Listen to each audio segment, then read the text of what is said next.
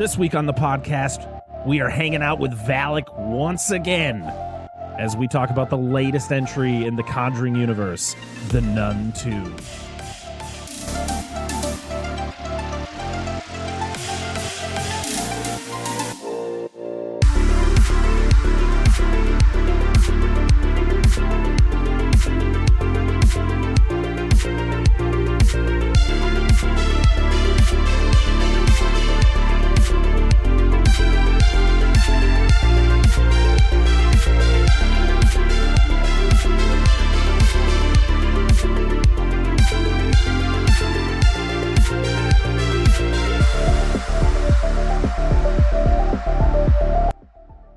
What's going on, everybody? Welcome back to the Dissect That Film Podcast, where we dissect the good, the bad, and the ugly of the world of cinema. I am your host, Brett Parker. Joining me, as always, my wonderful co-host, Dan and Angela of DNA Gaming. Hello. Hello. That one got violent. I try to get back. I gotta make it like the Ultraman thing. So we are back because, as I stated before, as soon as this movie came out on some sort of streaming service, we were going to cover it.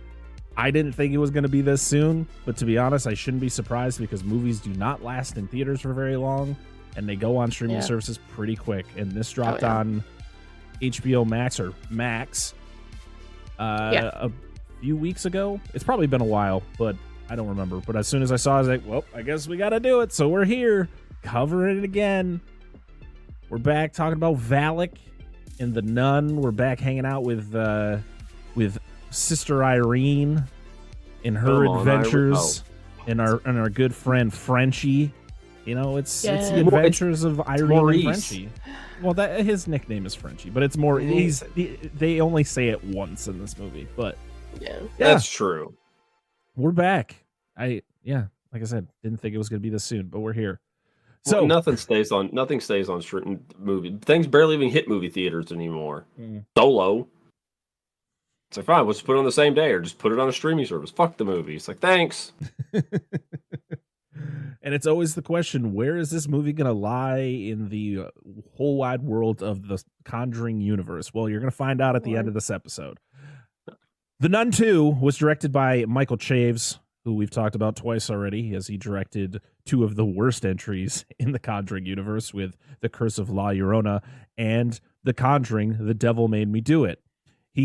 With this movie, he has now directed the most Conjuring Universe films out of everybody, even in James Wan. Stop. Yeah.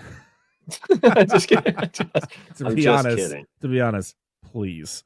The screenplay was done by Ian Goldberg, Richard Nang, and Akilah Cooper, who I recognize that name because she also wrote Megan. Oh, okay. And Malignant in 2021. Oh, so that's why they're shitty kids. Okay, and she's also writing Megan 2.0, which will be out in 2025. Deuces. Gotta get an upgrade. Because somebody thought, hey, we can do better. Can we? Yeah. We have some returning cast members, as we said before. Thaisa Farmiga is back as Sister Irene. We have Jonas Bloquet as Maurice. We have some new cast members, such as Storm Reed as Sister Deborah, Anna Popplewell as Kate. Have you guys seen the Chronicles of Narnia movies? No. Okay. Well, Anna Popplewell. It's like the interest. It's the Lion, the Witch, and the Wardrobe, right? Yeah, there was like four movies. Okay. Yeah. Okay. It was like Prince Caspian, and I don't know. There's probably another one too. But Anna Popplewell. When I saw her pop up on screen, I went, I recognize that girl. Where's she from? She played the teacher in this movie. Yeah. And Sophie's mom. She was in Halo 4. She was in the Halo fan film Forward to Dawn or whatever it was called. Oh, okay. Yeah. But she was one of the main characters in the Chronicles of Narnia movies from the mid 2000s. We have Caitlin Rose Downey as Sophie.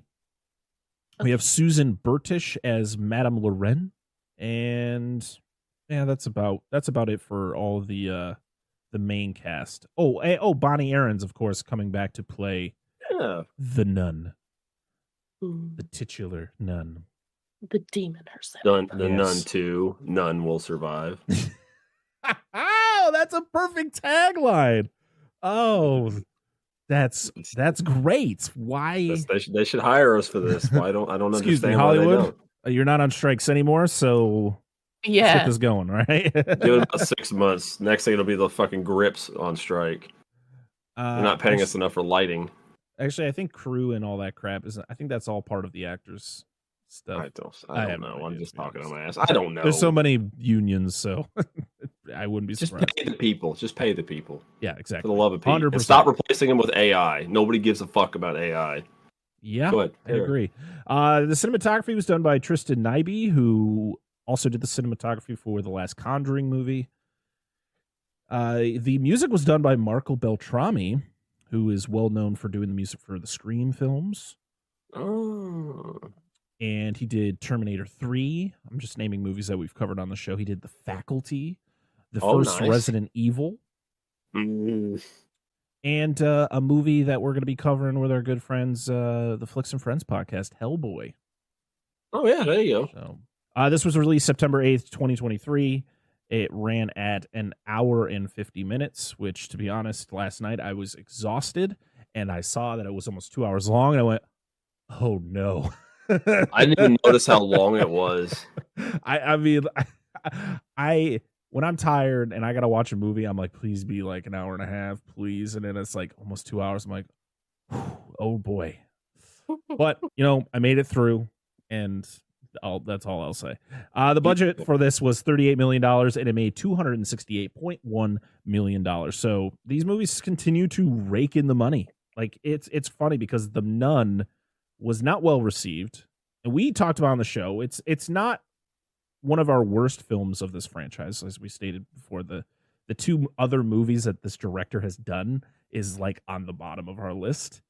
The original Nun was fine. It was nothing too special. If you want to know our full thoughts on the Nun from 2018, go back and listen to our episode. It's a good one.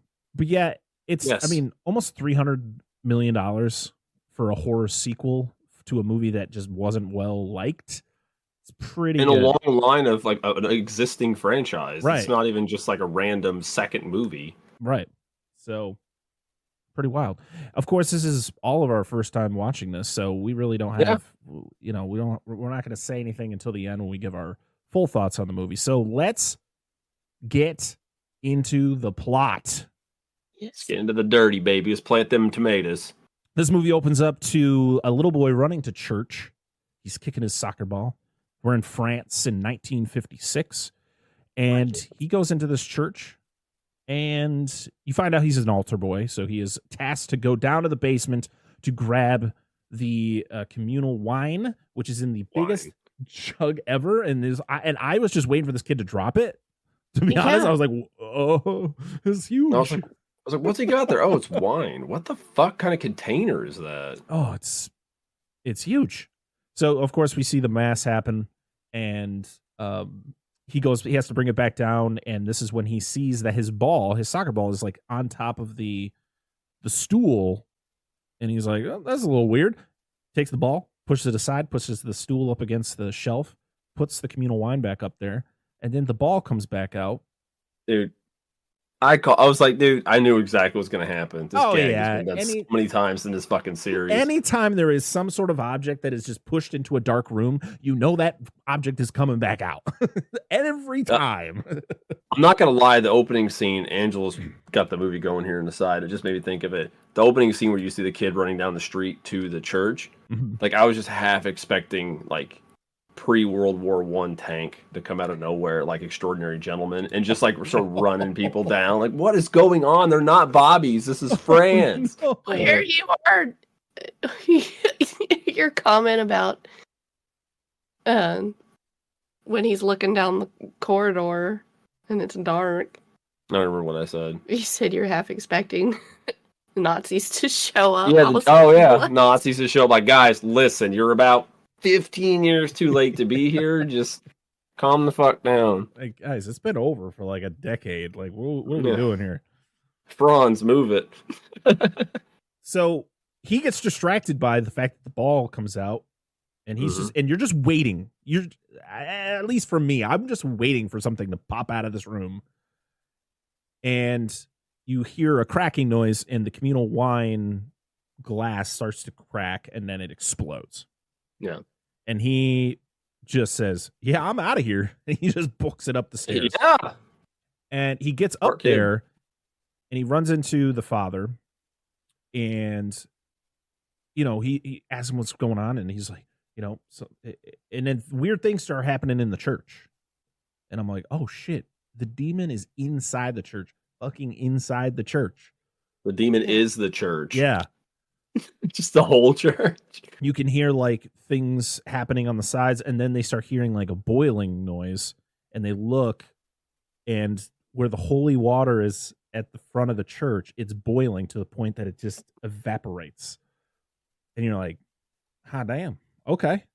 Valak don't be fucking around, dude. He's like upper echelon demon, or she. And this is when the father gets yoinked up into the air, spread to look like Jesus, and just sets ablaze. Like he is just fully engulfed in flames. And this kid watches the whole thing happen. Nightmares for life. It's cool. It's a cool scene. Like the dude just goes up. Oh, dude. it's really cool. Just wish they didn't do the same exact thing at the end of the movie. I know there's a reason for it, but yes. I don't like it either. And we'll explain the reasonings behind this. So you see a man walking out of the church. You don't, as somebody who's seen the first Nun, you know who this is. Did you guys know who the guy was? Like the shadow guy coming out of the church? Yes. Okay. Like, dude, yeah. Well, I don't even know why they even tried. What was the point? No. I mean, as soon as you see it, and then of course you see the shadow of Valak like behind the figure, and then it kind of like goes into him. To be honest, this whole opening scene is really well done. Like I like everything about this opening scene. It got me engaged. It got me into it. I was pumped to see what was going to come next. So we then get to see Sister Irene again, and she is helping some other nuns get a truck out of the mud, and she's like, oh shit, if I put wood under here to get it out. And I'm like, Sister Irene knows where it's at. She's quick smart. To the nunnery. Yeah. It's just the whatever they wear. They wear the cats on it, just flops. The flying nun. Yeah, there you go. So it was great. She gets told by like the head mother or whatever, the head nun of this whatever the hell it's called. The nunnery. Is that what they're called? The nunnery? No, the convent. I thought you said convicts. Is this Con Air? Nun Air. It's jail. It's where the nuns live. It's where they grow them. It's what it's called though. It's a convent isn't it called a nunnery? I just made it up. I don't know. I just made something up. I don't know. No, there's nunneries, but I don't know the difference between. Hang on. The nunneries is where the baby seeds grow, and then they go to the convent when they get bigger. No, I think I'm getting nursery, nunnery, and convent all just mixed up together. I don't know what's what anymore. Okay, so a convent is where the community lives as like monks, priests, and nuns. Like if they all live together, then the nunnery is just where the nuns live. Is this so? Go ahead. You never see. I don't think you ever see anybody else live here. So I'm assuming this is just a nunnery. Yeah. I don't know. That was a real word. I just wanted to say funny. I've heard the word before. It doesn't sound. It just doesn't sound right. No. Yeah. So she is tasked to talk to another sister, Sister Deborah, played by Storm Reed, because she's a rebel. She's a rebel. She's smoking. She's doing things. She doesn't want to be there. Pretty much. You find out later she didn't want to be a nun. Her mom pretty much forced her into it because you get told the story of the fact that like she has brothers, and her brothers were, the boys are sent off to war and the girls are supposed to serve God. So that's why she's there. That's kind of her whole backstory. And we then go to there's like a circle that, the nuns are all there like doing arts and crafts. And they're peeling potatoes. Is that what they're doing? I just peeling potatoes. Okay. Just eating them raw. All right. I thought one was like doing some crochet. I don't fucking I mean, you probably can do Did I arts and watch crafts this with movie? peeled I don't know. potatoes. Honestly, You're tired. It's okay. If you would have told me they were doing anything else, I would have believed you because I didn't remember they were making potatoes. I just know they were in it. Potatoes. All I was paying attention to is the fact that they were in a circle talking. Well, actually, no one was talking other than this one nun who was telling a graphic story, which you just find out is just the complete plot dump of the first nun. It's literally, she's explaining the entire first movie to us again because we needed that. I think it's the head lady. It looks like her. Yeah, it is. But she's plot dump. Yeah. Like looking at her, like I can't hear her, but looking at her, she is so mesmerized by the story that she's telling. And I'm like, ma'am, that was bad. Yeah. Don't smile people while you're died. telling this story. Yeah, people died. Here's the thing, though. She tells this story, which is clearly about Sister Irene. Sister Irene comes in, of course. She hears the story being told, and she's like, yeah, I'm going to go. Do you think the head nun knows that Irene was part of that? I don't think she knows. I don't think she But when shared that part. But when the cardinal comes and talks to her about hey, we gotta, it's round 2 with Valak. You have for one, Deborah's there, or Deb as I call her in my notes, and there was got to be another nun there who were just listening to this oh shit, she's the chick from the story.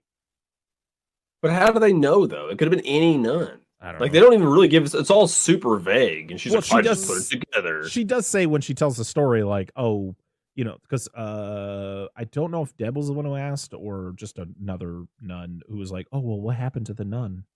She's like, oh well, some people think that she went crazy, and some people think that she's dead. And of course, Irene's standing there the whole time listening to it, facing the other way. So she's not she's emoting. No, she's just like that's I'm gonna go.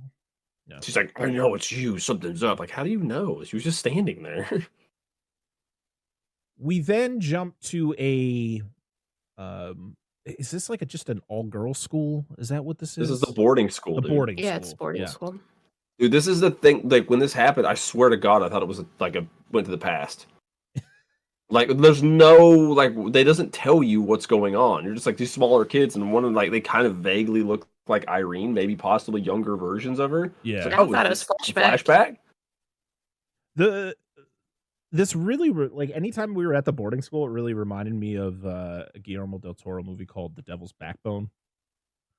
I've heard of, which is set in a somewhat kind of like a boarding school, but it's a really interesting movie. It's this boarding school that has an unexploded bomb that sits in the middle of the courtyard, and it's a ghost story kind of thing. It's really good. Nice. Speaking of courtyard. Actually, speaking of Flicks and Friends, as we stated earlier, they covered it on their show, so check it out and check out the movie. Yeah, go do that. But yeah, we're at this boarding school and we meet. What the hell is her name? Is it Julie? Is that the girl's name? The mom? No, Sophie. Sorry. Yeah. Sophie. We meet Sophie. Yeah, Sophie. And she is being bullied by generic bully girls because that's what we need. All the time, anytime. And of course, the funny thing is she's the one getting bullied, and she's the daughter of the school teacher, who sometimes just feels like she does not have any idea what's actually happening to her daughter. She's always seems like she's oblivious, or she's just afraid to say anything. It's what's gonna happen? Put these bitches in their place. These girls suck. You meet the I called her the mean girl and her gang, and they are pulling a prank on the house mother by putting cockroaches in her room. Yep. Oh, what's her name for Mean Girls? Well, there's a lot of them. You think? Oh, Regina George. Yeah, she's Regina George. Yeah. There's a new one of those coming out. So we meet back up with Maurice. He's here. He goes by Maurice now. He's not Frenchy anymore. You only hear it one time, as I stated earlier, but he is the groundskeeper, I guess, of the boarding school, or the handyman, I should say. And everybody loves Maurice, except for when Sophie has a close relationship with him because he has a thing for her mom. I don't know if she knows that, but it's a whole thing. But then the bully, but then the mean girl comes up and is like, "Oh, so talking to your boyfriend." I'm like, God damn! Yeah. Someone kicked this girl down some stairs. Steals the bracelet that she's trying to Yeah, damn. And Maurice like stands up to her, of course, and then the house mother comes in and is like, "Hey, I got cockroaches in my room. You need to go get them." And he's like, "All right." again. And he did some Get a manservant. And he did some like magic to get the bracelet back, and he's like, "Look, I look good." And I wish he would just hit her in the back of the head with that fucking bag he had. Just knock that girl. Give me that fucking bracelet. we don't Here you go, condone kid. violence towards children, but man, this girl sucked. Sometimes you just deserve it. We then are watching a delivery girl deliver some food to the boarding school, and we get to see her whole experience, and it's not good for her. It's fun. Yeah, of course She she's gets getting a great tip. She has a great time. Well, at first she's getting mocked by those shitty girls. Yeah. Like they're just fucking everywhere, man. And she goes in, she's putting stuff away, and she hears some weird noise. So she goes to investigate, and she turns and sees Maurice is like convulsing and like talking to himself. And she's like, I'm going to go. And of course, that's when you get to see, you see imagery of Valak. You see like Valak actually rise from the floor at the end of the hallway. Mm-hmm. She's trying to run away, and unfortunately Valak catches up with her, picks her up, snaps her neck, and you're like, oh, all right. This is Like- doing a lot of blood. Yeah, she's got to be do more than snap her neck, dude. Oh, she pops like snaps a it. cherry, dude. She snaps it hard because there is blood just Yeah. I'm assuming even that she pull just the like head slops off. her head off. yeah. But the thing was, is like, does Valak hide the bodies? Does like no one discovered, or does Maurice get rid of the body? But the I thing don't is know. Maurice doesn't No. know the whole time. He doesn't even know till the end that Valak is in him. Like he doesn't even know Valak's there. It's just I know. the I scene don't. playing.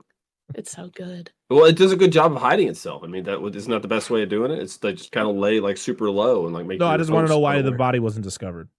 No, They don't I know, mention, but they don't mention this girl getting murdered. They don't mention anything of this at think- all. just a body. I just assume that Valak takes over him and makes him do whatever because like he never knows when it's not him. Right. Like Well, he doesn't even know what's happening. yeah, like I just assume that it's just like a mind wipe of the Yeah. whole situation. So, I mean, he's a groundskeeper. He would know where to hide bodies. Like, Very true. What if he's nothing wrong with Maurice? He's just practicing his throat singing, and it just sounds weird, and it scared this little girl. but It was all a misunderstanding. that one got me though. No, it's got some good. It's got some good like visuals. Yeah, And some this horror, movie and looks. This it's movie good. looks really good. Yeah, it's got some good shot, like horror, death scenes and scenes with Valak and stuff. It's really trippy sometimes. The colors and shit too, like not like psychedelic. Came just- back on. Like this is a movie that looks like the time frame it's Mhm. set in. So it's like set in the Yeah. mid 50s, and it looks like it's in the mid 50s. Where we've had this complaint in other Conjuring Universe films, where it's like it's set in the 70s, but it just doesn't feel like it. It just doesn't Yeah. feel like it based on like the way the characters act. I guess. This movie, I guess, because we're there. This movie feels older than the 50s. Yeah. I guess it's probably just Some- where it's set because like seems like a rural, It very just rural seems like boarding school. they are. Yeah, I agree. But the way that their clothes are, their hair's made, fixed, it just has that. Yeah. Feeling, I guess. Their horses don't even have headlights yet. I don't. Irene. Nightgown. That's the word I was trying to think What, of. nightgown? Nightgown. Oh my gosh. That just came to me. I don't even know what we're talking about. She's wearing a nightgown. Okay. Sorry. So Irene is having more visions. She's sleeping and she has a nightmare about Maurice pretty much telling her, "Save me, sister." And she wakes up. I like her haircut. She's got that nice like short Yeah. style going on. She has a bob that before bobs were, I think, a thing. Didn't that go? I don't know. I don't know when that started. Do you think her hair is always wet though, because it's always under the thing? So her hair, she's just constantly sweating. So her hair is just always looking wet. Well, everybody else, when like the demon and stuff starts taking people, everybody just gets really fucking sweaty. Does Valak just make people sweaty? God, dude. Perspiration. Valak's thick ass cheeks and shit. Like, bam, making everybody all sweaty in here. Like, Valak's run down the hall. You just hear. Yeah, it's just nothing. That's why she can't sneak up on people. She's got to use other people. She can't actually walk. Yeah. She's too damn thick. Hey, Valak, you thick. Just turns around with those nasty teeth. We'll just say that this took place in the summer. They have no air conditioning. Well, yeah, it's a stone building. AC in the 50s? Well, I don't think they have air conditioning. I don't know if this is a stereotype being an American and all, but I don't believe air conditioning is as common in European countries as it is here. It is not. I have seen houses. I'm like, well, that house would be like the one I was looking at that was in Norway. I was like, it's Norway. I couldn't live there because they have no air conditioning in this house. Like, you know what I didn't see? If you're rich enough to move here and live in Norway, just bring a fucking window unit. Yeah. Like, I mean, that's illegal. Well, fuck you. So is my discomfort. So the house was twice as big as ours. Yeah. It had like 3 acres of property at least. Yeah. And it was only 125,000 American dollars, and I was like, yeah, but we have freedom here, so I just it would be cold. Depending on where you live. It would be way too cold though in the winter. Yeah, I don't want to do that. But it was very pretty land. So Irene gets notified that a cardinal is there, and of course you have to have like I've seen this scene many times where it's like the main character meets up with like somebody of higher power, and they're sitting at a table, very long table, just eating food. How many movies have you seen where that's a thing? Allow me to be pompous, and there's always some shithead with them that speaks for them most of the time. He's like no, it's this. Yeah, he at least speaks for himself. But the fact that he's sitting by himself eating lunch, dinner, whatever, like, no, I don't want to sit by myself and eat. Sit with me. It's called power. Yeah. That's not the power I want. That's fucking stupid as shit. He tells her that Valak is back, and she's like, what? That's not possible. And he explains, well, his little crony behind him shows all the pictures of all the different people who have died because of Valak, and it is just spreading across Europe. So he needs her to help stop it once again. And immediately she goes, well, have you contacted Father Burke? And they went, oh yeah, he died. And you're like, oh, poor Burke, man, dude. Come on. I know. Like, I don't know the story behind. I don't know if the actor was notified. I don't know if the actor just said no. But the fact they just kill him off, like, just say oh, he can't assist with this. Don't just kill him. He died from cholera, and you're like, I know, like he shit himself to death. Like, wow, dude, glorious. Dysentery. Well, sorry, cholera causes that. I know. Just. I'm just thinking of Oregon Trail. Oh, you died of dysentery. That a snake bite, typhoid. Fucking, you died for it in the river. Little Jimmy can't swim in 2 feet of water. Oh fuck. Drains. He's like that kid from Ernest Scared Stupid who couldn't fucking climb the small hill. Yep, that's the one. The monster's gonna get me. So she hops on a train to go to France, and Sister Deborah joins, and they have a little heart-to-heart. They talk about like their families. Oh, I was just explaining something, and it's okay. I just keep singing Sister Christian. The song. Where did you get that from? Yeah, every time it gets brought up. That's the song. It just comes. Anyway, go ahead. Like I said, I need to make notes of the comments that I make, because I made several comments before. You cannot say half the shit you say on this show. The fuck ever. It's just kidding. Say it if I damn well want to. No, I was saying, like, I notice when an actor dies or doesn't want to return, they always kill him off. It's never like, hey, this person can't do this for this reason. Like, don't just kill him. You're like, what happened to Father Burke? He moved on. He just didn't want no part of this anymore. Yeah. Like the only time it's ever a good, not good thing, but it ever means anything is if the actor has been in that position, that role, character, for an extended period of time. Like when Corey Monteith died from Glee.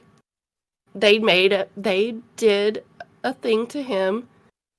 They, said, hey, he died. Blah, blah, blah. Not a fucking cholera. But he was in the position that he played that character for many seasons. Like it was like 5. They were in their 5th season, I think.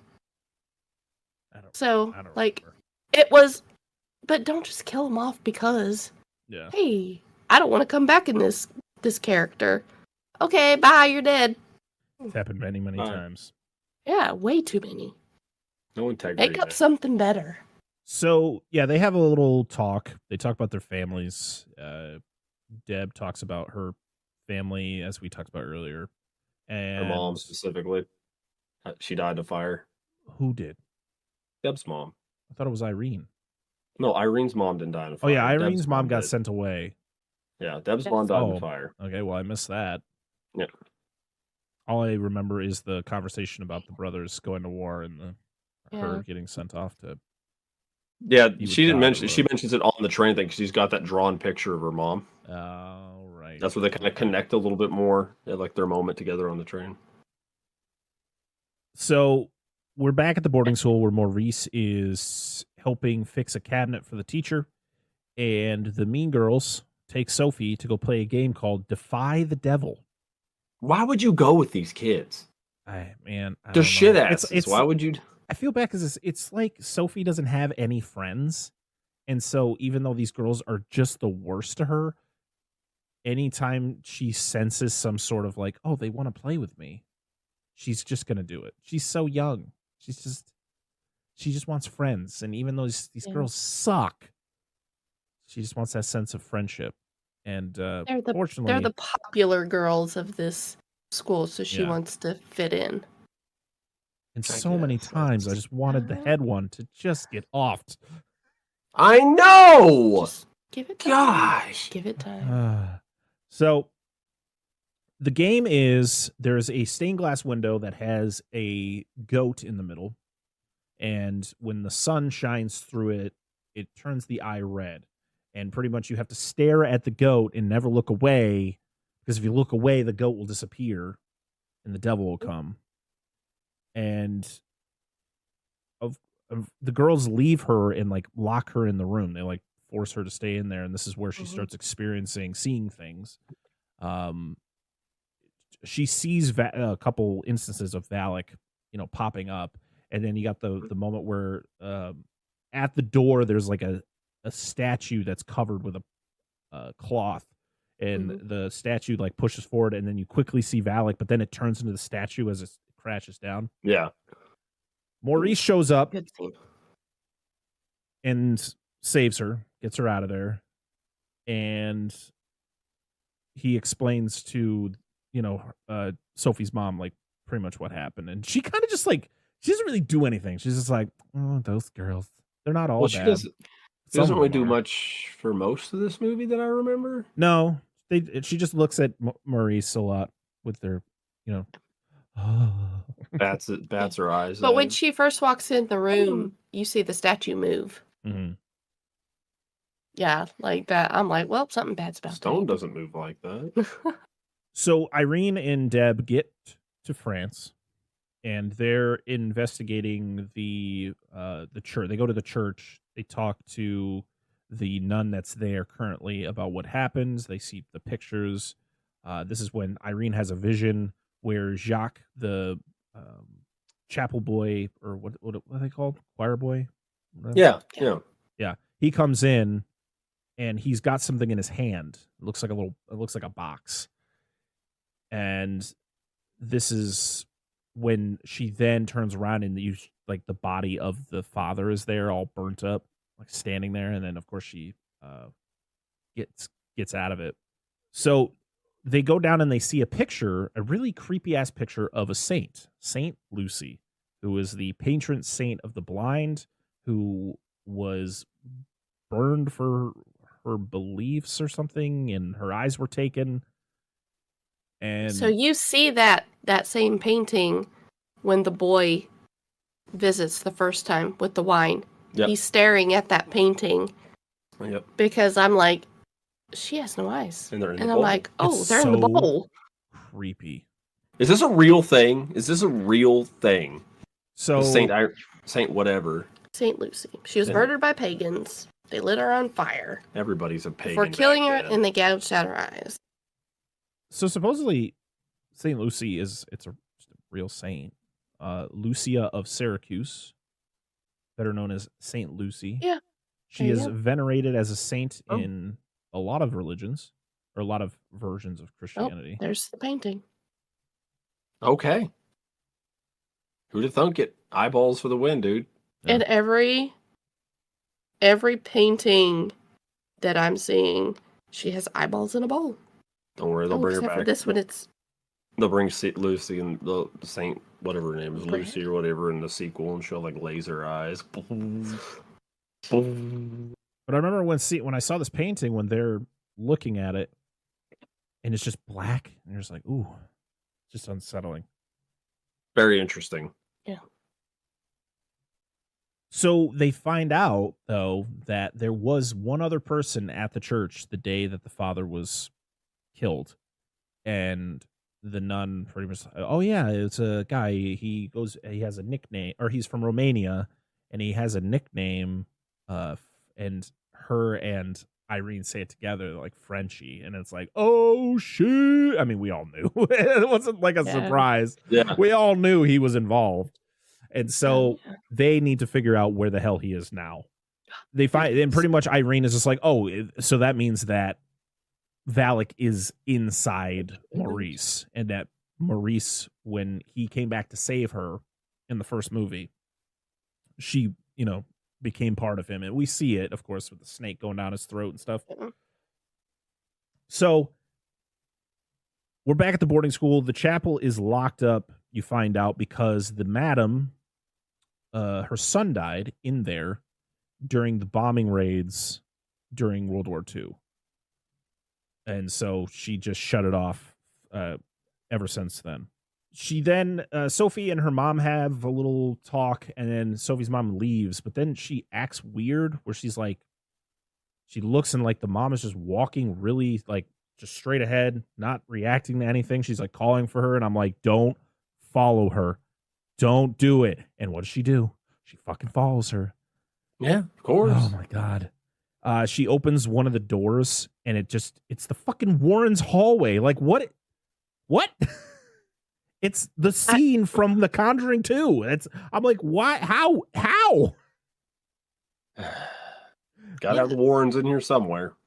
Yeah, because I'm like, Mom, your mom just left. Why are you following her? I mean, and then it flips to that, and I was like, yeah, you think you should just like turn and walk. Yeah, I mean, this takes place in 1956, and Lorraine doesn't deal with Valak until what, 1977? So it's like 21 years. No, remember, she dealt with Maurice before. Oh yeah, because she dealt with Maurice before the events of the first Conjuring, so it was probably like the late 60s. Late 60s, yeah. Yeah, that's another thing I hate about sequels is the fact, or not sequels, but Jesus Christ, prequels. That one, the one before it, is the fact that you watch this movie knowing exactly where Maurice's story goes, but then at the end of this movie, it just kind of, you're just like, oh, come on. Just annoying. It just pisses me off. But the whole thing of her opening the door, and it's the exact same scene from The Conjuring 2 where Valak is at the end of the hall. I'm like, why? Why is this in this? Like, I don't care. This is just fan service bullshit.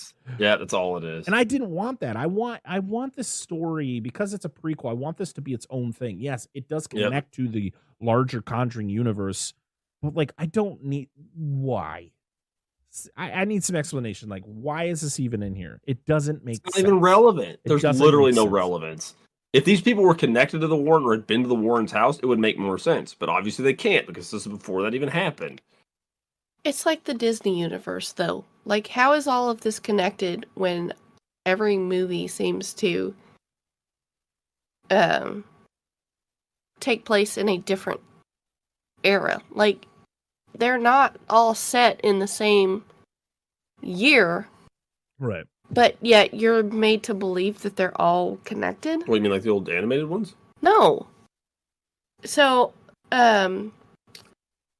Brave is supposed to be in the same universe as, like, and Frozen. Well, Frozen's, and their parents are but supposed it's to be the Tarzan's parents. But it's made to Have you heard make this? you think that they are all interwoven. Yeah. But well, some of them are just like Pixar and Disney.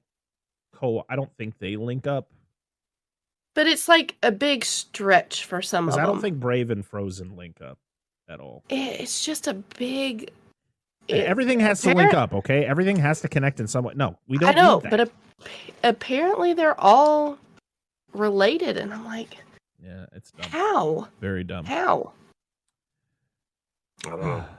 It's just a stretch sometimes. Like I can get it that Valak can make you see and think whatever you want, but it's a big stretch. So Sophie sees Valak behind one of the doors, and then she runs down the stairs, and Valak just pops up, but then her mom opens up like a curtain, which releases light, and it just shows like an impression on the wall that looks like Valak. Really cool. I actually like this. Yes, it was really good. She opens the door. None of this was scary.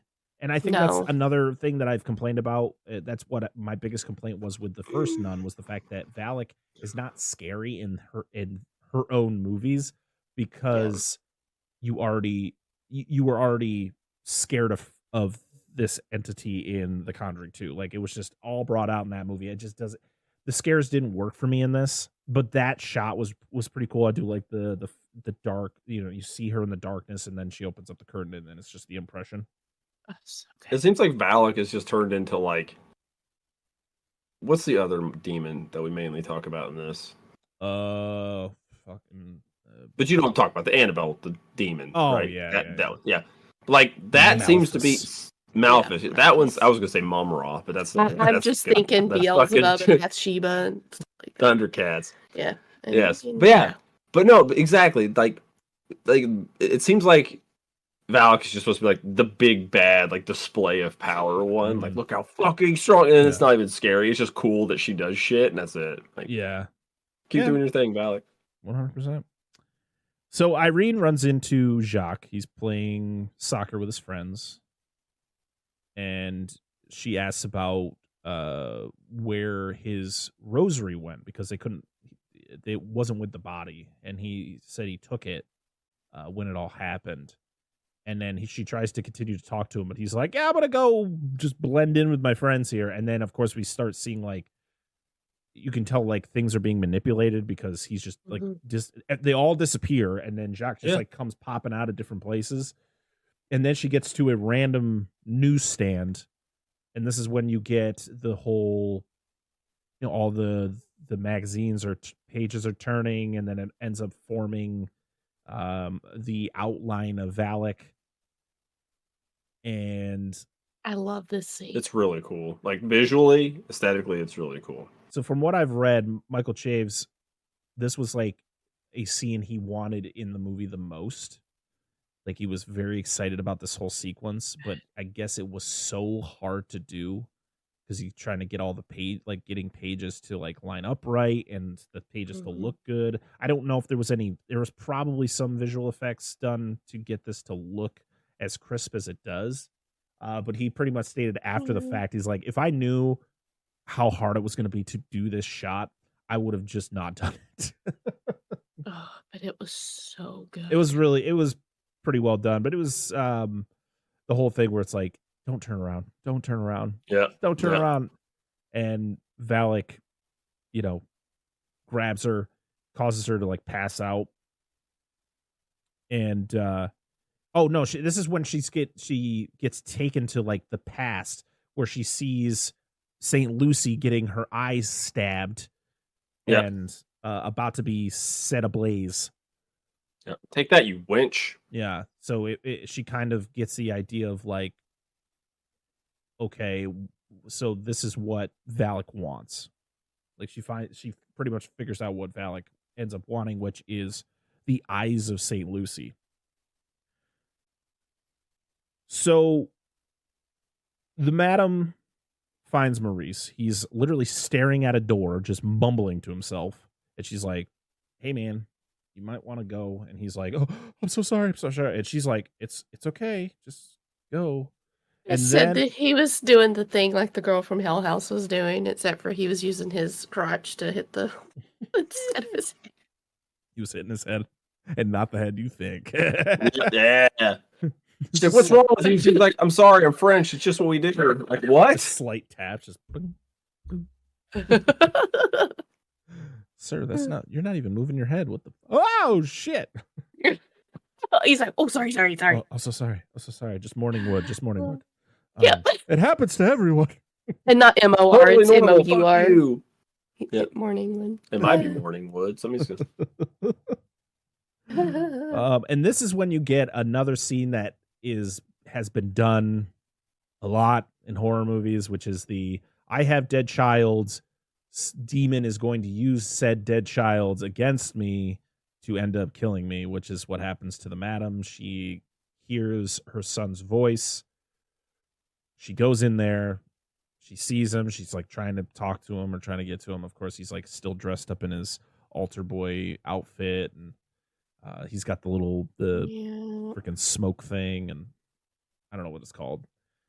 It's like, you need to stop wearing your ghost cosplay. And it's not the right time for this. I do like the shot though when she sees Valak behind her son, and it kind of looks like she was like Valak was like puppeteering, like using him like a puppet. Mm-hmm. And then he just beats the shit out of her with the fucking thing, the smoke thing. I can't remember what it's called. Beats her. And she falls, and then a big giant hook lands on her face, killing her. Nice. Good for her. GG. So Irene is awake, and her and Deb are looking at the rosary from the father that was burnt and matching it up with another rosary that was found in one of the other victims, and it has a symbol on it. And they're like, well, what the hell is this symbol? Well, let's go talk to somebody about it. So they go and find this librarian who works for the church, and he pretty much states that it's a symbol of the descendants of St. Lucy. And pretty much what Valak is doing is killing all of the descendants of St. Lucy in order to find the eyes, to take the eyes back, because he's like, Valak is probably a fallen angel. Was once one of God's angels, fell from grace, as I think most demons are. I think most demons are fallen angels at one point. I mean, the devil himself, Satan, Lucifer, is he is a fallen angel. But so pretty much what the eyes of St. Lucy would do is give Valak back its angelic powers. And so pretty much you got to find the eyes before Valak does. And that's why Maurice ended up going to the boarding school, because Valak knew that the eyes were there somewhere. The teacher finds the madam, and Maurice goes off to find Sophie. She's hiding up in like a bell tower, hanging out in a really cool spot. I do like the relationship between Maurice and Sophie and the mom. I think it's a really, really nice relationship. So yeah, they have a nice talk up in this really cool spot. Just the fact of sticking up for yourself. Don't let those girls be shitty to you. You're cool. You're a cool girl, and keep being cool. That's kind of the gist I got of that talk. So Irene talks about her mom, and you get the full story about the fact that her mom was very religious, and her ramblings, in quotations, were caused her father to pretty much put her in a psychiatric hospital because he thought she was crazy. But it was because she had the same visions that Irene has. Like she pretty much just deals with the same exact things. So you get that whole backstory. I hate when I lose my spot here. This is when Maurice starts having an episode while he is hanging out with Sophie and her mom. They're like, dancing and stuff. And then he starts kind of going through it. And the Valak painting shows up behind Sophie in one of the shots. So when like, it's kind of like an indication like Valak is here. It's the same painting from The Conjuring 2. It's the one that Ed paints, which is another thing. I'm like, what? We all just paint the same reference. Thing? All right, it's cool. a reference. Yeah. So I looked it up. The altar boys carry what's called a censer. Okay. That's what he beat the shit out of her with. Okay. He censored her. I guess it's an incense. It's an incense burner. Yeah, that makes sense. Yep. Okay. Makes a lot of sense. I was like, he bit the shit out of her. That's what I've been looking up. So Irene and Deb show up, and you get this whole interaction where Maurice sees Valak, but doesn't realize that Valak is actually part of him. So he's getting Julie and the mom out of there. They run into each other, and Irene's like, get away from them. And he's very confused, and he's like, I don't understand. She's like, it's my fault. When you saved me, Valak was able to escape from the whole situation through you, which I just am so confused about. So is Valak able to split? Or correct. It's like it has to be, because you see at the end You're a of wizard, Harry. Well, the thing is, you see at the end of the first Nun that Valak gets destroyed by the blood of Christ. So is there more than one? Like, what? It's so confusing. I'm so confused. So here's my analogy for us Dragon Ball Z fans out there. Valak is Cell, or Boo, or half of the other regenerating characters, that only one part of them only my nucleus has to remain. I can fully regenerate. So literally like a part. Cell. Yeah.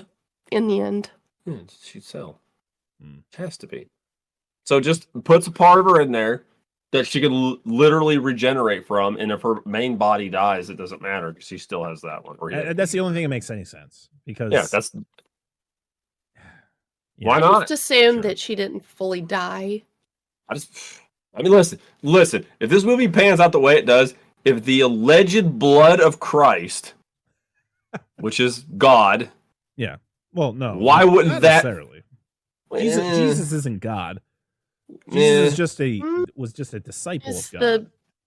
The Son of God. He's the Son of God. But they're often seen like in a similar entity, the Father, Son, and the Holy Ghost. What all that shit. But it's practically similar saying, right? If that does not fucking kill Valak might as well just be better than Satan at that point. Wait, because I'm an idiot. So the Father, the Son, and the Holy Ghost, that's all just a reference to Jesus, right? That whole prayer? Yes. Okay. I think I knew that. I don't know why. Anyway, but you know what I'm saying? Like if that can't best Valak. Yeah, no. So he had, like, Valak's from the first movie had to be dead outside of whatever he left in the Frenchman, she left in the French. So you also have to think, I know you two don't. No. You definitely don't believe. But so God was tempted by the devil in the Bible. Okay. It was pretty much pretty much, you can't do this type speech to him.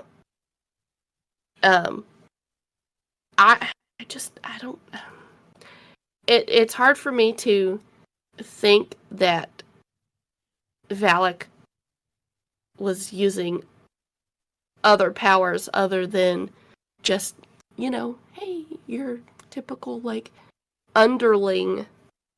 Valak might as well demon. be Satan at this point, because if it's that powerful. That's what I'm assuming, that Satan is like, hey, I'm just gonna, like, give you a little bit of a push here. Yeah, or Satan's manipulating this, or it's like Valak's like his right hand man or some shit. Like, the stuff that pulls off between these movies. It's not just like a regular demon that possessed, whatever, a fucking clacky monkey, I want to know where the monkey came from. I'm just saying. It's Toy Story 3, dude. You even watched it? So Maurice is told that Valak lives inside him. He's all confused, but it makes sense. An analogy for STDs. It's fine. Yeah. And this is when Valak takes control of him and starts speaking to Irene in the demon voice, which is the only time you ever hear Valak talk is through someone else. You never see Valak when it is the nun. It never... There's a fucking bug flying around here. I saw it. Get out of here. I'm recording. I see it again. Which I want to help too. I'm fine with these demons speaking to people through people. Yes. Yeah. Yeah, just don't have the demon talk. Yeah, I'm glad that we never actually see like Valak that. talk as the nun. No. Yes. Because that would just kind of... So he changes and he is destined to go to the spot where he knows where the eyes are. And you get, Irene and Deb getting thrown around. But then Irene is able to kind of slow Valak down by, saying a prayer. And then Deb ends up hitting him upside the head, knocking him out. They tie him up, they chain him up, and then they go to the room that Sophie was playing that Defy the Devil game. And so she explains the game to him, and then they're like, oh, maybe that's the key in order to locate it. So they shine the light through the pane glass, and it shines the red light to the location. They dig. But they all look away from the goat in the stained glass, and Sophie turns, and the goat's gone.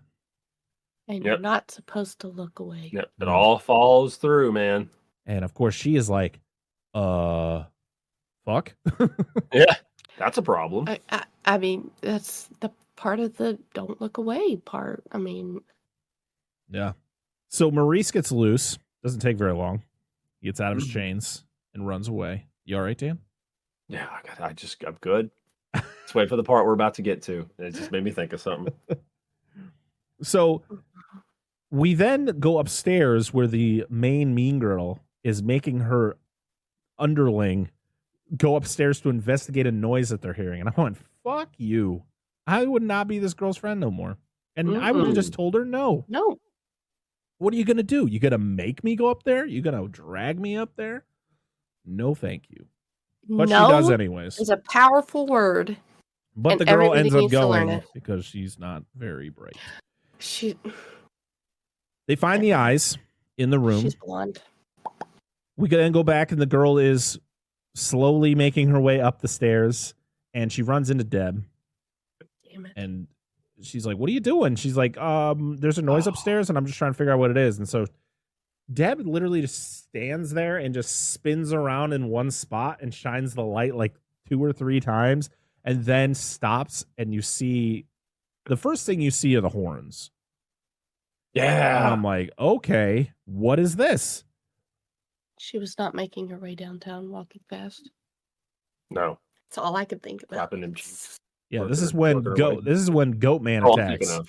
I'm thinking of I'm sorry. And this Goatman is the scariest part of this movie, to be honest. Yeah. The scariest part of this movie is this fucking Goatman who just runs down the stairs to go after these girls. They hide inside where they sleep, and then they just start getting thrown around. Like the Goatman's not even in there, but they're just getting thrown around the room, and the one girl's like almost getting dragged out of the room, and she'll be fine. God damn. Just walk it off. She'll be fine. Dude. Is this what you're thinking of? No. This made me think of something entirely else. The eyeballs. The eyeballs made me think of Shabriri grapes from Elden Ring. Because it's this woman, like, I want these grapes. Because when I eat the grapes, she's blind, but she can see light when you eat the grapes. They're some type of fermented eyeball. Okay. Yeah, I want to eat eyeballs. It causes. She doesn't know. So she asks for it because it's the only thing that gives her the ability to temporarily see something. It actually causes madness. But anyway, What doesn't? Elden Ring. Elden Ring. What doesn't cause madness? That's right. Not this game. Not these shows. Nobody ever has to go see a fucking psychiatrist about No. this. I mean, they don't ever show what happens afterwards, but they're all in therapy. How they doing these? We've seen these guys in multiple fucking movies, and nobody's like, I should talk to somebody about this. So Maurice, now escaped, is back in the room, and he attacks Irene and the group. And Sophie ends up taking the eyes and running out of there. Bye, Sophie. Yep. Deb and the girls, they're hiding from the goat man in like a little, looks like a little booth. Yeah. And they're like, oh, let's escape into the madam's old room. So the main mean girl pokes through there. And I'm glad that they changed it up from the trailer. Because in the trailer, in this scene, she shines the flashlight and Valak is standing in the doorway. And then she backs out and the hands come out and choke her. I like the fact that it's the madam is there. Yes, Like, yes. she's just standing there in her room. Menacingly. Menacingly at the corner of Conch and Coral. Because she's the only one that can see anything. Yeah. And she sees Madame Laurent standing there. Yep. And she backs out and they're like, what did you see? And she's like, she's just standing there. They should have killed her off like they did the delivery girl. Yeah, but they fucking didn't. done with it. She got saved like 4 times in this movie. But Because people have hearts or something. No. Ugh, But Give them a it's- second people have chance. Fuck feelings. Gross. And she's got her head in there and she's like all scared by the cockroaches that are crawling around. Yeah. But it's just those little details. They kept the cockroaches in there. them. So yeah, and then this is when the zombie madam attacks, crawling through the little opening there and going after them. So good though. Maurice goes after Sophie, who has the Yes. eyes, chases her up to the bell tower, and she uses the relic to kind of like stun him, and she like leaves, and then shit happens where the whole fucking bell tower just starts to collapse. Yeah. Mhm. The bell fucking falls, and shit is going crazy. Sophie is trying to cling on to things, trying to escape.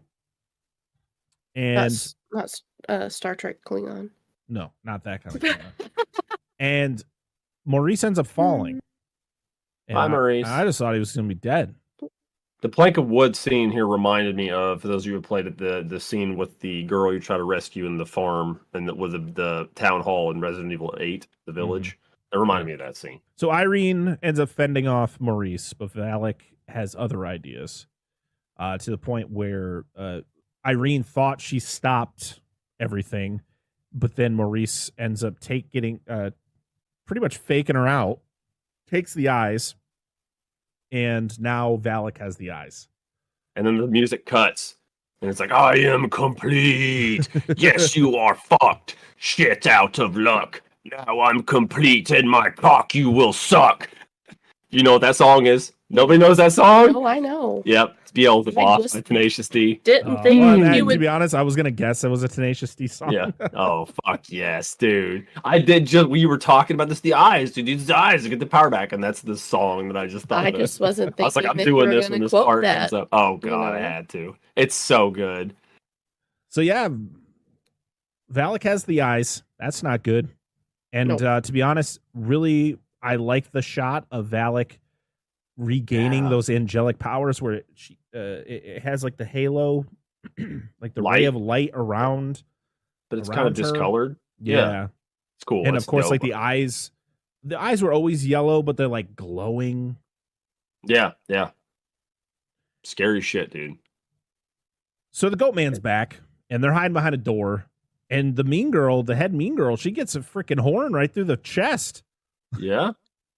And Whoops. And She's so fine. they gotta escape to that the room that they found the eyes in, and they're thinking this goat man's gonna come through the door and like just end their day. And then we get a kind of a rehash of a scene we've already seen where Irene, facing a now more powerful Valak, lifting her up, spreading her out, starting to set her on fire. And then she starts having some visions that kind of like flash all over the place. You see fucking Irene, or you see Lorraine in there. I'm like, the fuck? I didn't understand that. Yeah. I was like, what the hell is going on? So I'm guessing that everybody she sees in her vision are descendants of St. Lucy. And so I think that is the connection I think so that too. Lorraine has with Irene, is the fact that they are both descendants of St. Lucy. They're not related, like they're not like sisters or anything, but they're, I mean, technically in real life they are. But Yeah. but I think that's kind of why, because Lorraine has the same powers as Irene. They both have visions and they can see things and all that stuff. So that kind of makes sense. But it's just like, why do we have to keep throwing the fucking Warrens in this? It doesn't make sense. Because they said, I know that the Warrens made the money. Yeah, it was true. Because that's when Irene says something, her mom says, like, you have eyes just like mine. Mm-hmm. Yeah. I was like, are they related? Yeah. Like, are they descended? Like, that's why all these people. So the actress who played the mom was also the same one who played when you see St. Lucy getting killed. Oh, okay. Yeah, I just like that they delved into Irene's backstory more. Yeah, that's fine. Yeah, that's what sequels are for. Yeah. You build on some shit you didn't get a chance to talk about the first movie. So yeah, because she is a descendant of St. Lucy, the flames don't engulf her. The flames actually go out, and they all fall, or she falls. They all kind of huddle up. Valak's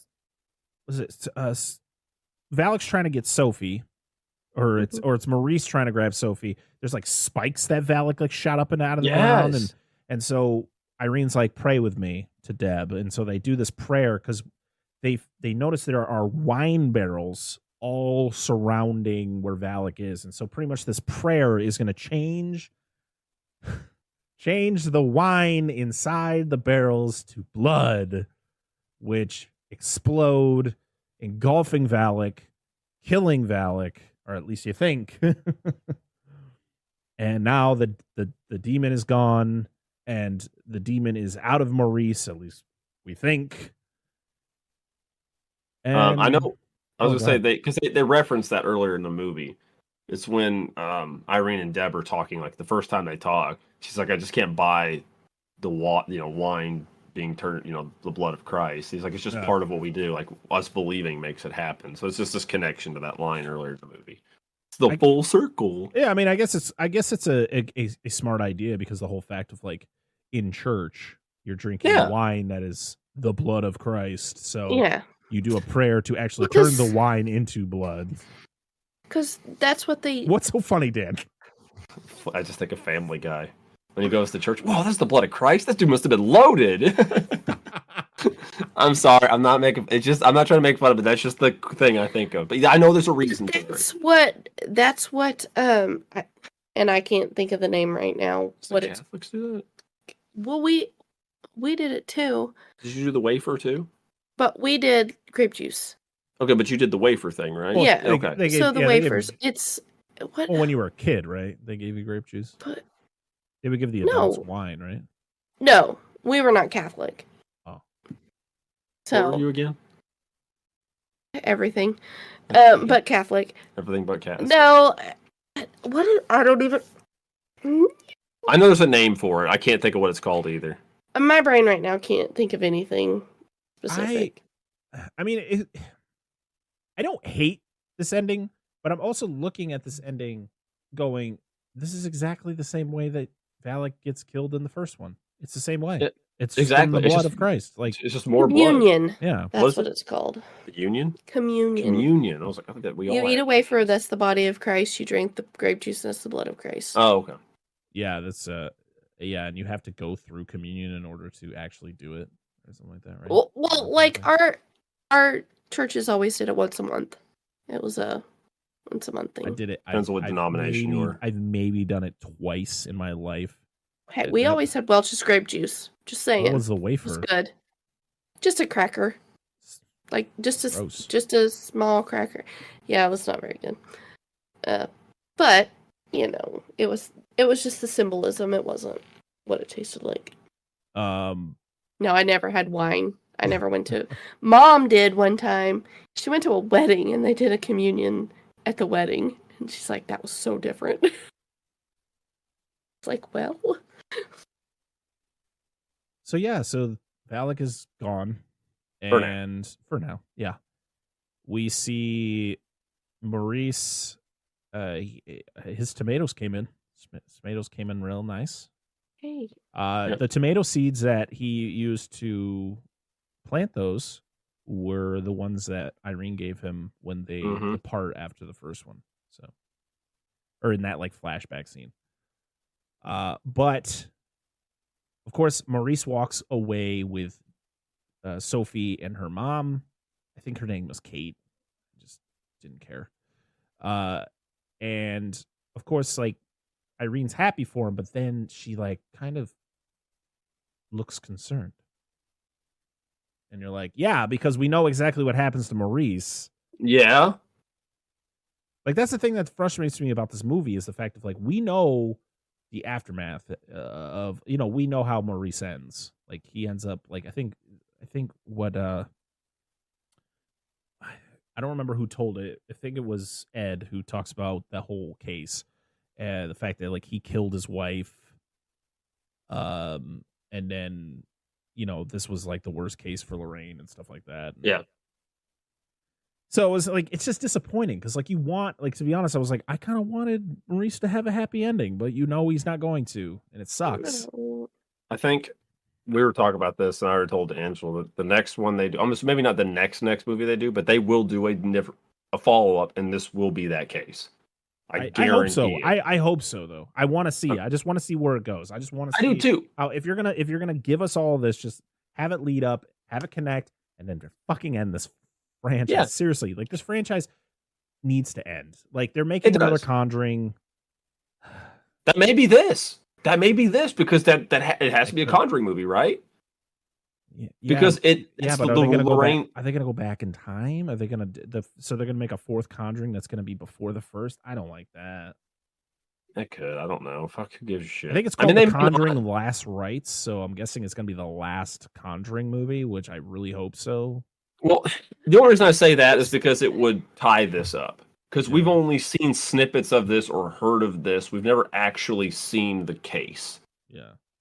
So I don't know, and I may be wrong, but I think if anything, do that and be done with it, or if you do a fourth one, do something just entirely whatever. Yeah. So I don't know. But yeah, that's it. That is The Nun 2. There was a mid-credit scene, which is just a phone call to Ed and Lorraine because we have to have them pop up.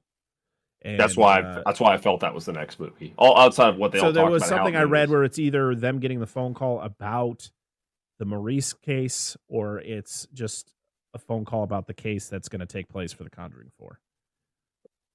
And I guess it was archive footage from the last Conjuring movie. They didn't actually film anything specifically for this. Oh, they just took archive footage and just put it in there. It's a phone call from Father Gordon because we got to have Father Gordon pop up too. He doesn't show up, but he's on the phone. But that's it. Absolutely. Hello? Hello. Hello. Hey. You made it. Welcome to your first night at Freddy Fazbear's Pizzeria. I literally watched Dead Meat play through that whole first game a couple days ago. Side note. I was watching some of it. I never finished it. We started rewatching Markiplier play it because Saris is like obsessed with it. Outside his language, I know. Yeah. I'm sorry, but yes, it has language, but she knows. Yeah. He's the king of Five Nights at Freddy's, dude. I mean, but yeah, that is it. That is The Nun 2 from 2023, and hopefully for a while that'll be the last Conjuring movie we cover. Yes. Until whatever next comes. So let's talk about our thoughts on this movie. In Parker's voice. Mm-hmm. Let's talk about our thoughts on this movie. Let's start off with Angela. I loved this one. Ooh. So much. Like, we watched this, and there were certain scenes. Normally when I get excited, he knows. She hits me. I don't hit. I'm like, hey. But he was doing cards and I couldn't get to it. And I'm like, hey, look at this. She beats me. Just kidding. Go. There's so many scenes in this where I get so excited. Like when the mom opens the door and it goes from Valak to the wall, and it's just the pattern in the wall that looks like Valak. I love things like that. No, there weren't very many jump scares, but that's okay. Like, I got the first one with the wine bottle bursting. Like, that got me. Like, I wasn't you know, you hear it cracking, but you weren't expecting it to burst when it did. Like, I was waiting for more, like, build up to it. So that got me. But I don't know, I just loved it. I love Frenchie. And I wanted him to be Sounds okay. terrible to call him that. I'm sorry. Okay. I know, and he's like, I told Angela at the end of the movie, she's like, I want him to be okay, be a good guy. I was like, and he's like, yep, if I grew these tomatoes, now I'm gonna go murder my family. I mean, you know what happens. And you know what he does and what he goes through. Don't worry, the devil made him do it. It's fine. I know, but like he makes you like him. I do like Maurice. I mean, I hate he's got a bum rap. I liked him in the first movie. Because you get those certain people where it doesn't take much to fall in love with them in, like, books, movies, like, and then you just don't want anything bad to happen. But all right, yeah, just sit there longer, Dan. Don't say anything. I'm like looking, I'm staring at him. I know you can see me staring at you. It was symbolism. Because they're staring at each other. Well, it was the way that was shot with her holding the rosary. It was all right. This movie was fine. I don't really have any big gripes or anything against this movie. I like the original one better, I think. I didn't care for the extra characters they added, the annoying little girls and stuff, or the headmaster. I think it was just body count fodder, and it's a shame that, like we talked about, they didn't kill the little girls. I didn't dislike this movie at all. But I mean, that's all the headmaster lady was to get murked by her own kid. And like you said, there was little kids. It's too bad they didn't kill them. Well, the annoying little fucking girls, you know. And now you know how I am about kids getting hurt in movies. They fucking just needs to toss them in front of a bus, dude. Just done, you know. Anyway, I wanted Valak to poke the girl's eyeballs out when it was the mat. I just wanted her to go through her eyeballs. And I don't want bad things to happen to kids, but no, exactly. It's deserved.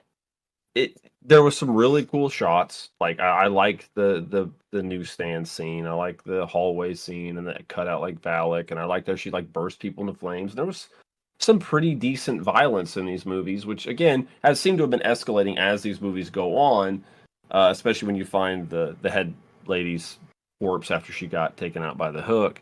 But you know, it's okay. Like I like that they brought Maurice's character. You know, or Irene's character is still great. The rest of the characters was just like whatever.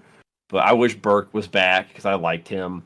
But it was okay. I mean, it was how I feel about most sequels. Most sequels are less good than the original, the one that preceded it usually, and but not by a whole lot. Like it was fine. It was all right.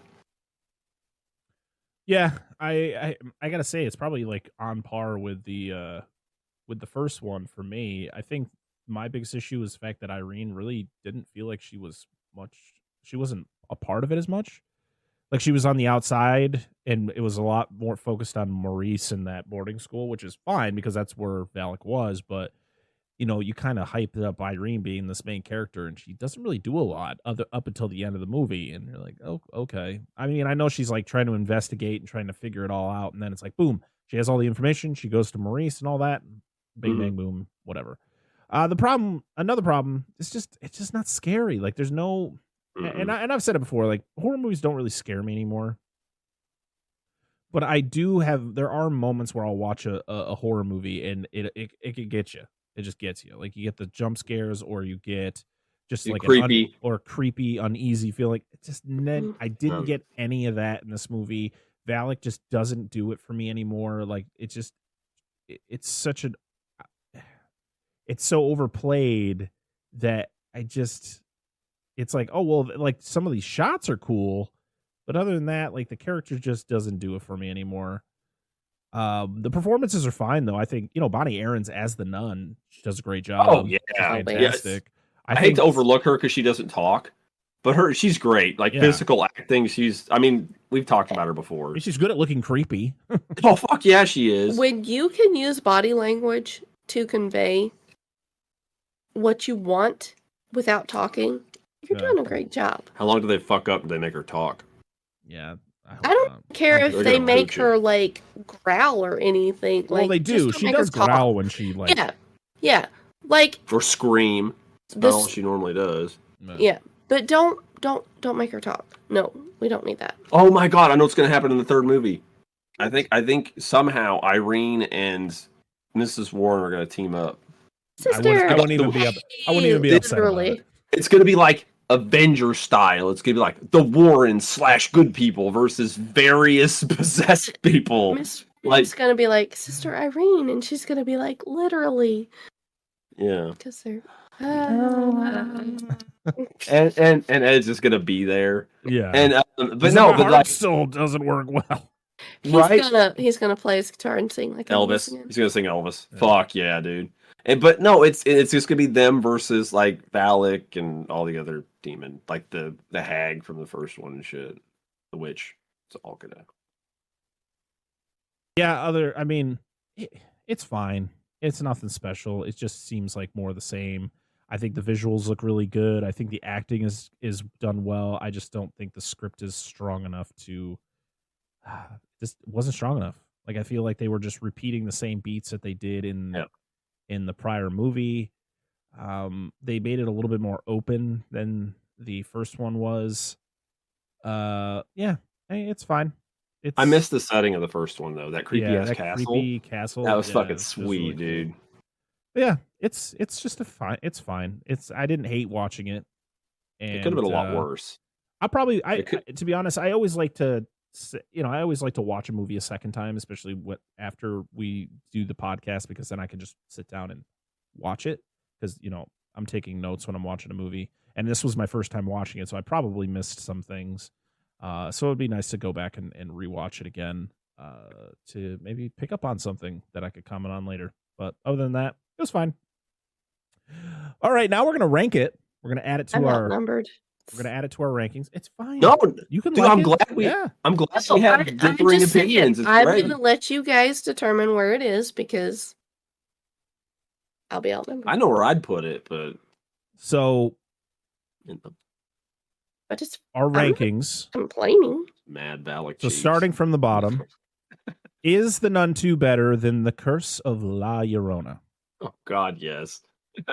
Is it better than Annabelle Comes Home? Yes. Is it better than The Conjuring, The Devil Made Me Do It? Yes. Is it better than the first Annabelle? Did I not like? Oh yeah, because I only like the opening of that one. Yeah, and the elevator scene. Yeah. Okay. It's the only thing that makes that fucking movie. Is it better than the first Nun? No, not for me. No, this is where I'm like, this is as far as I go. You guys. See, I like this one better. Oh. That's why I said I'll be outnumbered. Ooh, so it's up to me though, because I said it was on par with the first Nun, but do I like this one more than the first Nun? That's a tough one. That's a tough one. He's getting really sweaty while he thinks about I like this. the performances more in this one. Like I like Maurice's I like his character arc in this one more than I did in the first one. He's a much more tormented soul in this movie. And to be honest, even though I was talking about the fact that like Irene isn't involved until like the end, I do like her and Deb's relationship and their teamwork, and the visuals were better for me, even though, like I said, they kind of rehash the same scenes that they used in the prior movies, but whatever. I'm gonna say yes by a very slim margin. But I think that's about as far as it goes, though. Yeah, because the next one is Annabelle Creation. Yeah. And there's no way. The Annabelle Creation is really good. All right. So our new rankings are starting from the top, we'll start from number one. Our number one movie is The Conjuring 2. At number 2 is The Conjuring. At number 3 is Annabelle Creation. At number 4 is The Nun 2. At number 5 is The Nun. At number 6 is Annabelle. At number 7 is The Conjuring, The Devil Made Me Do It. At number, what did I say? 8, I think, is Annabelle Comes Home. And at number 9 is The Curse of La Llorona.